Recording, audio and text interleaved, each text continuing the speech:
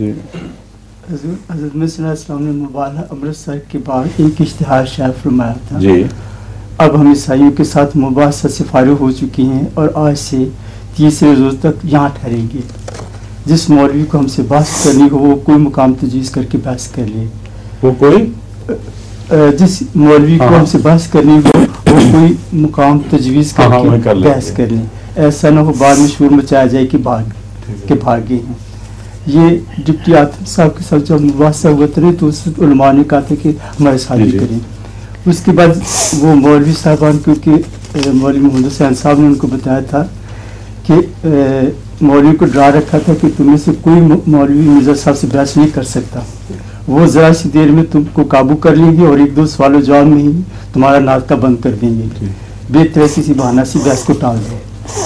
तो ये जब हजूर ने इश्तिहार शायद फरमाया तो वो बिल्कुल कोई मुँह में से बोला जैसे वो बिल्कुल मरगूब हो गया और किसी ने कुछ जवाब न दिया। तो ख्वाजा मोहम्मद यूसुफ साहब जो रईस थे अमृतसर के, वो उन्होंने कहा बहस क्यों नहीं करते, मिर्जा साहब ने मंजूर कर लिया बहस करना।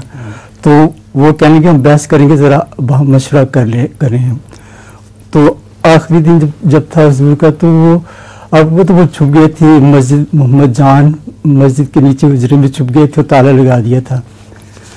और इसमें जो ये इसका क्या हवाला है इस बात का? ये हुजूर में सवाल कि जो कसर सलीब और कत्ल खंजीर के मुतल्लिक है हमारी हदीस, कसर सलीब से इन दोनों से हम मुराद मूल लेते हैं। ये जो आपने बात बयान फरमाई है जी हुजूर, कौन मौलवी कहाँ छुपे थे, किसने उनको ताला लगाया था जी, ये बात हमने कहाँ से पढ़ी? वो मैं मौलवी का किरदार बताना चाहता था हुजूर। नहीं बताना तो चाहते हैं, शौक से बताएं, हवाला भी तो दें जी। ये मौलवी अब्दुल जब्बार गजनवी थे जी, मौलवी रसूल बाबा थे। नहीं ये तो आपने नाम बताया उनके, इस बात का सबूत जी कि वो किसी तहखाने में जाके छुप गए थे और कहा था हमें ताला लगा दो। ये हयात तैयबा में लिखा जी, अपने जो है शेख अब्दुल कादिर साहब। ये मैं पूछ रहा हूँ, ये हवाला जी हयात तैयबा से लिया? जी हयात तैयबा से लिया जी। ठीक है।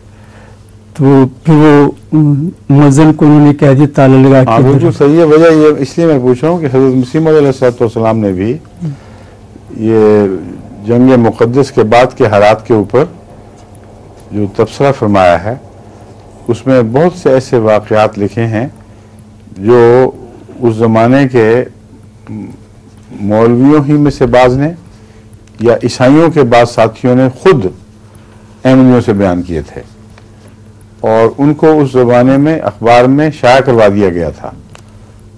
और उनकी तरदीद ना होना इस बात का सबूत है कि जिसने भी बयान किया था उसने ज़रूर बयान किया था, वरना उसका नाम छप जाने के बाद या वाक़या छप जाने के बाद उसकी खुली खुली तरदीद की जाती है।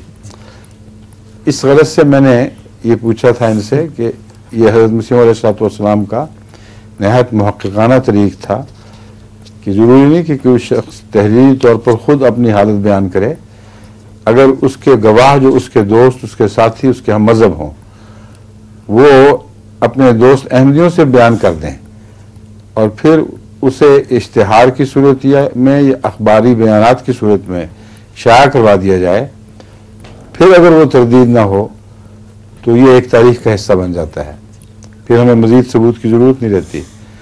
तो इस वाक़या का भी कोई उन्होंने सबूत पेश किया होगा, वो आपको पेश करना चाहिए था साथ, वरना यहाँ जब हम बातें करेंगे तो कोई एतबार नहीं करेगा कि पता नहीं अपनी तरफ से अहमदियों ने बातें बनाई हुई हैं। जी उन्होंने ये रिसाला नूर अहमद है उससे लिया ये सारा जो भी हवाले ऐसे हों जो तारीख़ी हवाले हों और उर्फ़ आम में मशहूर ना हों बल्कि हमारे लिटरेचर में मौजूद हैं, मगर अक्सर अहमदियों को वाज़ेह तौर पर याद नहीं कि ये वहाँ चीज़ मौजूद है। ऐसे हवाले पेश करते वक्त लाजिम है कि उनका हवाला, उनका जो सबूत उस हवाले में मज़कूर है उस इक़्तिबास में, वो भी साथ पेश किए जाएँ। अहमदियों के लिए तो इल्मी फ़ायदे का मौजूद बनेगा और जो गैर अहमदी हैं या गैर मुस्लिम हैं वो ये समझेंगे कि बात मुदल्लल है, इसलिए वो सरसरी तौर पर उसे रद्द नहीं कर सकेंगे।